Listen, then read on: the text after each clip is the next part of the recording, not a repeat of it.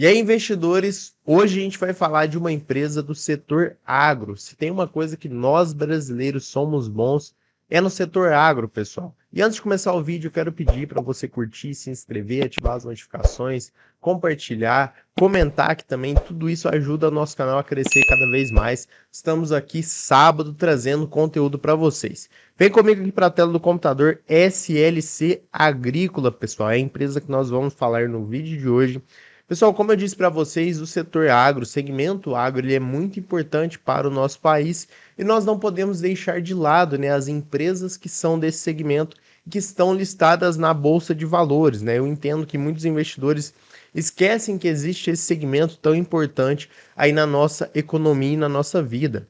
Então, primeiramente, eu vou falar, né, quem somos, né, no caso, quem é essa empresa, o que que ela faz, né, por que que a gente está analisando ela aqui. E lembrando sempre, pessoal, que esse vídeo aqui é uma análise rápida, tá? A gente vai passar aqui pelos principais pontos e também não é uma recomendação de investimentos. A SLC Agrícola, fundada em 1977 pelo grupo SLC, é produtora de soja, milho e algodão, além de trabalhar com o plantio de pastagem e criação de gado, fazendo a integração lavoura e pecuária.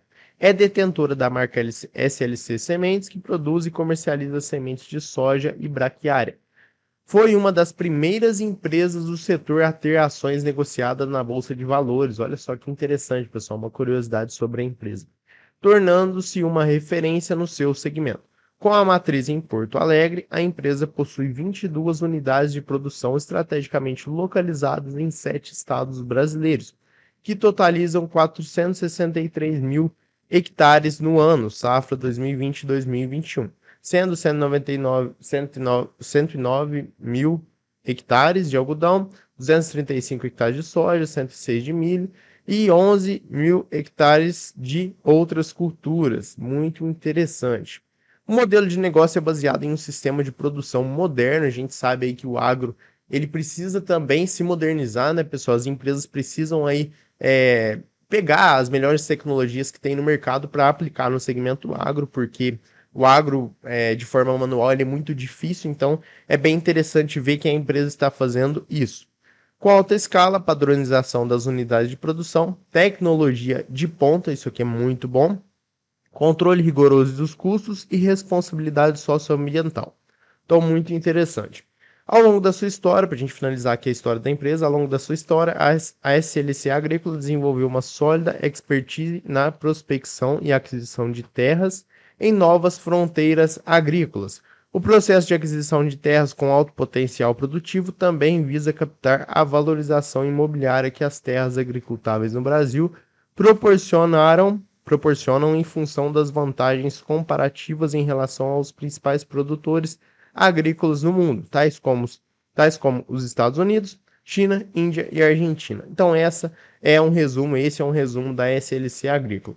Pessoal, a gente pode ver aqui nesse gráfico, olha só, como a empresa ela é antiga, né, na nossa bolsa de valores. A gente tem histórico da empresa desde 2007. Então, a empresa andou um bom tempo aí de lado, né? Se a gente pegar aqui desde 2008 até 2016, a empresa praticamente não mudou nada, né? A cotação da empresa.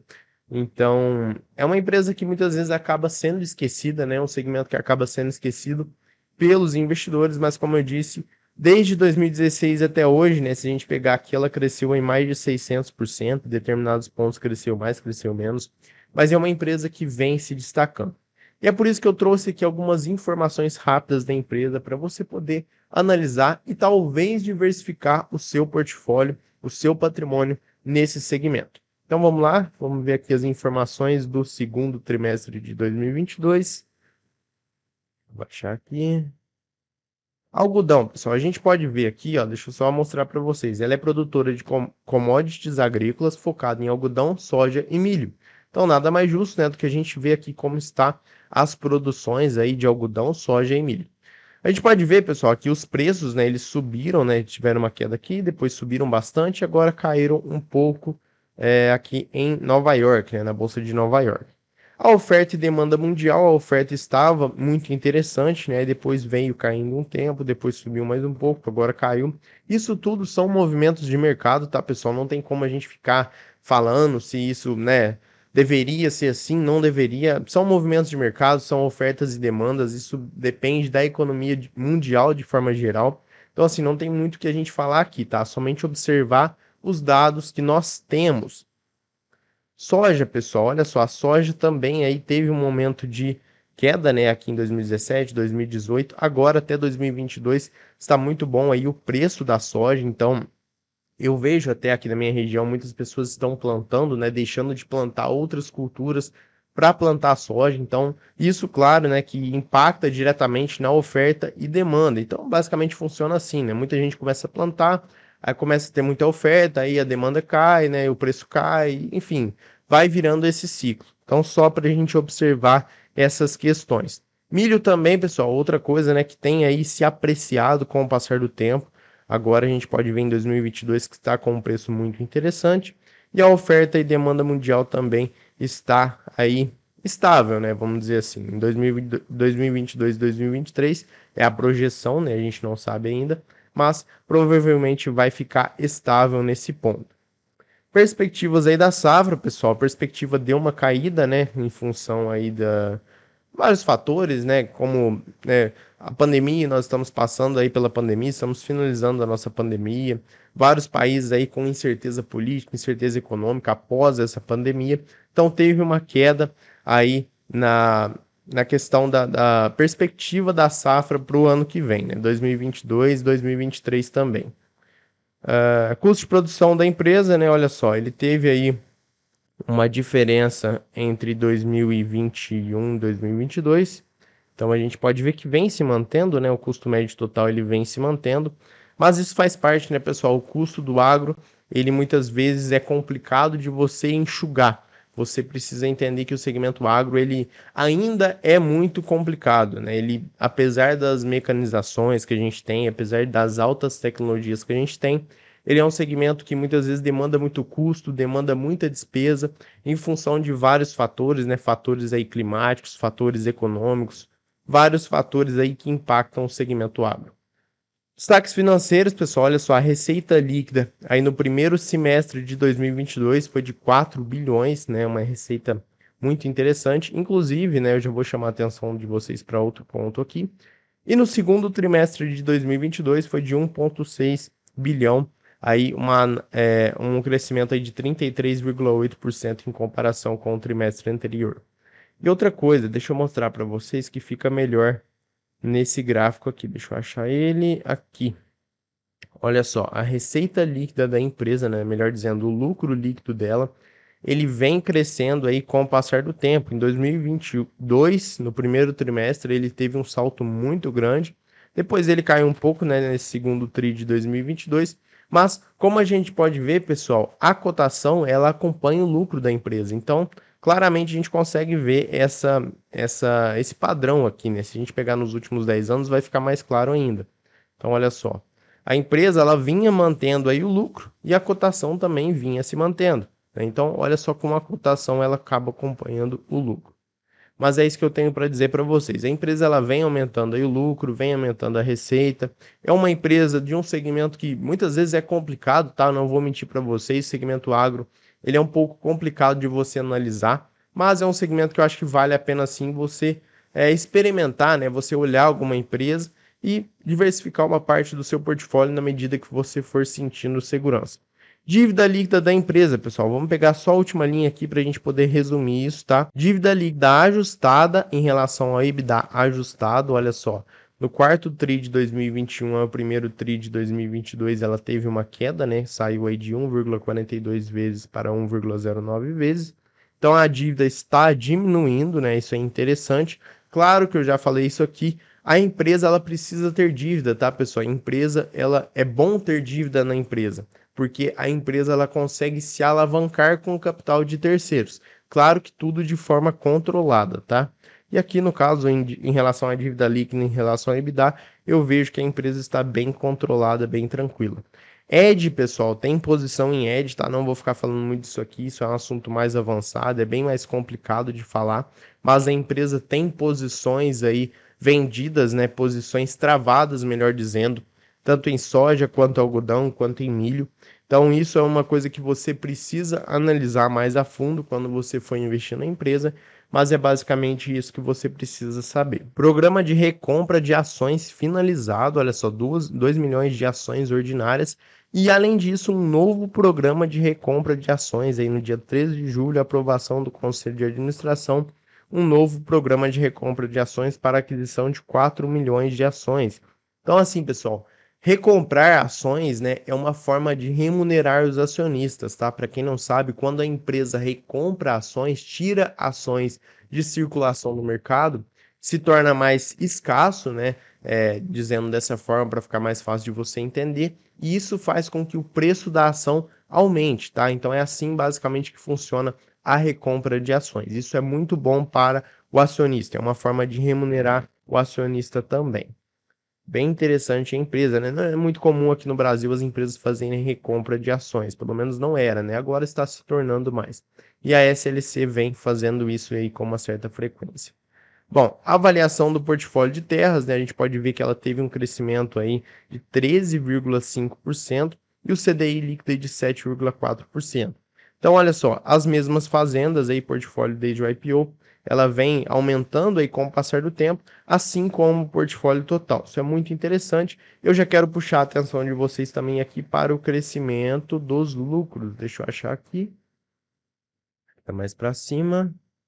Olha só, o crescimento dos lucros aí de quase 120% nos últimos 5 anos. Então a empresa vem crescendo bastante, vem demonstrando resultados para a gente, além do crescimento também das receitas, pessoal, de quase 31%, tá? E depois a gente volta aqui nos números da empresa. Vamos só terminar essa parte aqui, ver se tem mais alguma informação importante para a gente poder falar. Fertilizantes, pessoal, olha só, insumos, tá? Eles já adquiriram aí para a safra de 2022 e 2023 84% de cloreto de potássio, 100% de fosfatados, 85% nitrogenados e 93% de defensivos. Então são necessários aí para a produção, tá? São insumos necessários, fertilizantes necessários para a produção aí que a empresa tem.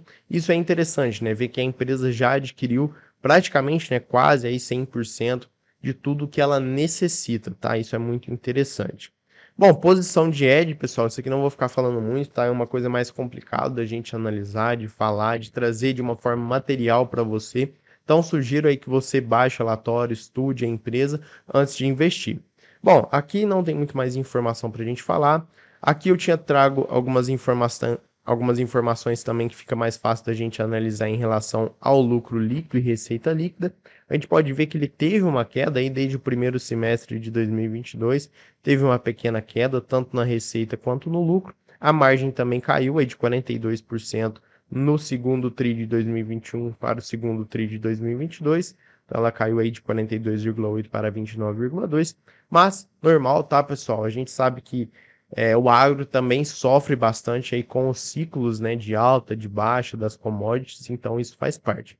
E agora a gente vai passar aqui rapidamente pelos números da companhia, tá?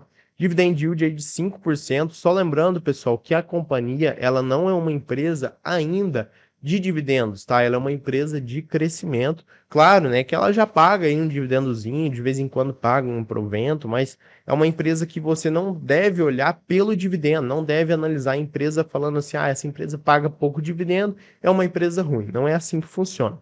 Ela está com PL de 6,8, né? PL abaixo de 10, eu gosto de considerar para investir, porque são empresas que tecnicamente estão baratas, tá? Atualmente ela está cotada aí em R$ 48, né? Quase R$ 50.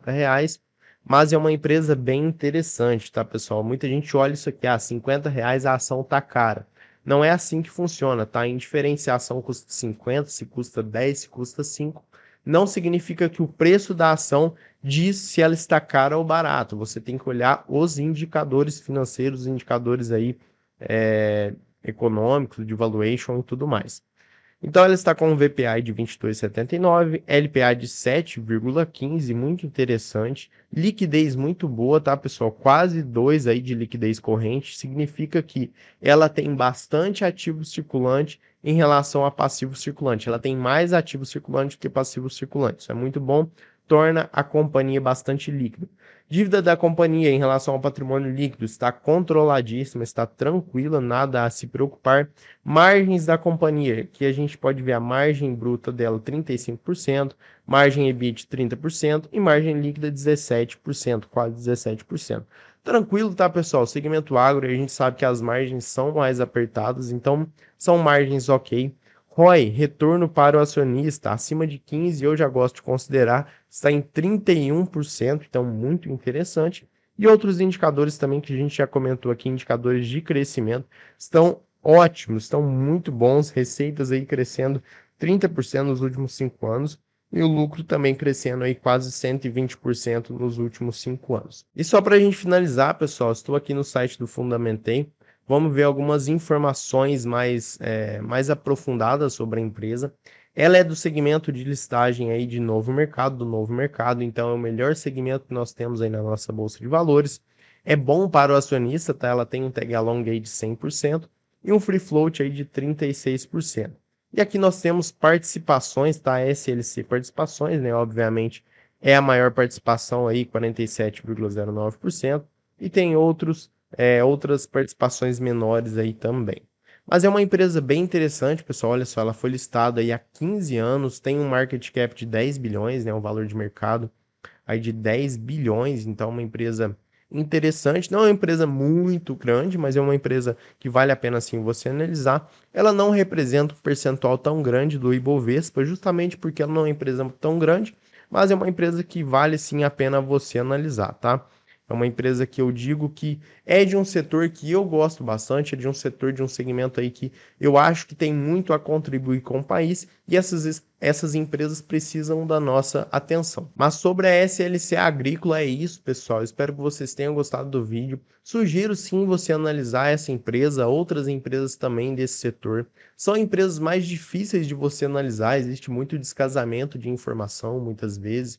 Existe muita coisa assim que é difícil da gente entender, mas fique tranquilo, olhe as empresas, né? Olhe os principais indicadores, entre devagar, tá? Se você quiser comprar essas companhias, compra devagar, não coloca todo o seu dinheiro, todo o seu patrimônio nelas, porque, como eu disse, são difíceis de você entender e a gente vai entendendo, vai pegando os principais pontos aos poucos. Eu espero que vocês tenham gostado do vídeo, eu espero vocês na segunda-feira. Um abraço e até lá.